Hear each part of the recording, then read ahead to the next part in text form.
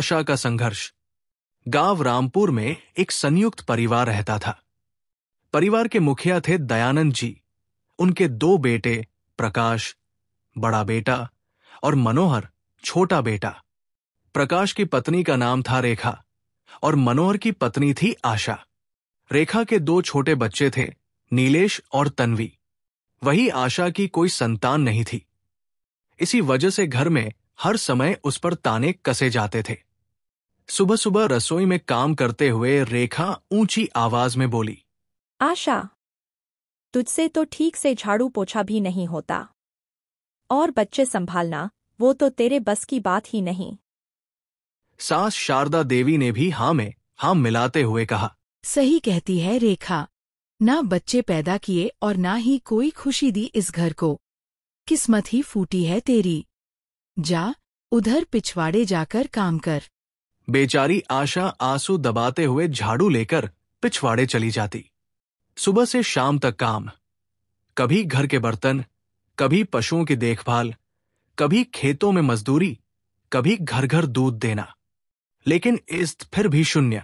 आशा दुखी मन से दूध का मटका सर पर रखकर निकल रही थी। तभी मनोहर आ गया। उसने मटका अपने हाथ में लेते हुए कहा, आशा, माँ और भाभी की बातों को दिल पे मत लो। सब मेरी गलती है। मैंने ही ये कसम खाई थी कि जब तक हमारे पास अच्छा घर और पैसा नहीं हो जाता तब तक बच्चा नहीं करेंगे। और लोग सोचते हैं कि तुझ में कमी है। आशा ने रोते हुए कहा, नहीं, आप ये सच मत बताना, वरना माँ और भाभी आपको भी कुछ कहेंगी। मुझे आपकी बुराई सहनी मंजूर है, लेकिन आपको कुछ सुनना पड़े, ये मैं बर्दाश्त नहीं कर सकती। मनोहर उसकी आंखों में देखकर चुप हो गया। एक रात खेत में सुअर बीज उखाड़ रहे थे। दोनों भाई उन्हें भगाने गए।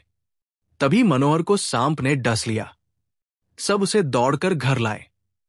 डॉक्टर ने इलाज किया और बोला, जहर ज्यादा नहीं फैला है, पर इसके पैर कुछ दिनों तक लकवाग्रस्त रहेंगे। ये सुनकर पूरा घर हैरान रह गया। आशा बुरी तरह रोने लगी। रेखा ताना मारते हुए बोली, देखो, पति भी काम का नहीं और पत्नी भी। किस्मत ही खराब है। धीरे धीरे झगड़े बढ़ने लगे। एक दिन प्रकाश ने कहा, मनोहर, अब तुम दोनों अलग रहो। सामने का छोटा कमरा खाली है, वहीं चले जाओ। खेत का बंटवारा भी कर लो। 3 बीघा तुम्हारी और 7 बीघा हमारी। मनोहर ने चुपचाप हामी भर दी।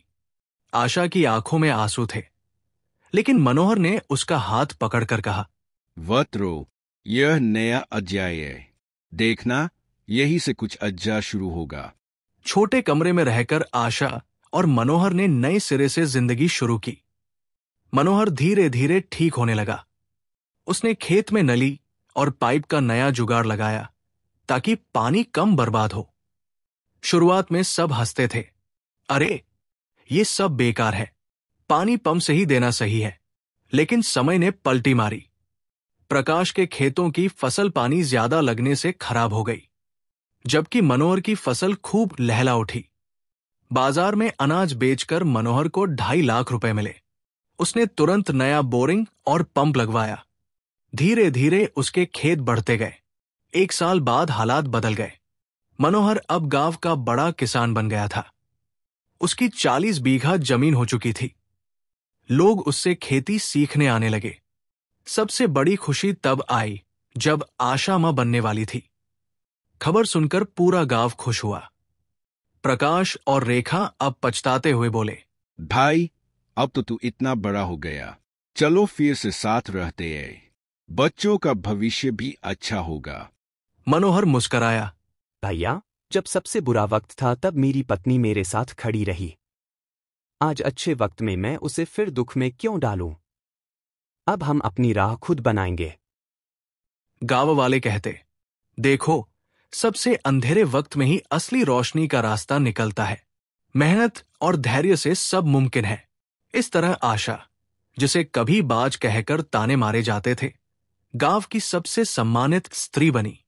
और मनोहर, जिसे कमजोर समझा गया था, गांव का बड़ा किसान और सबका आदर्श बन गया।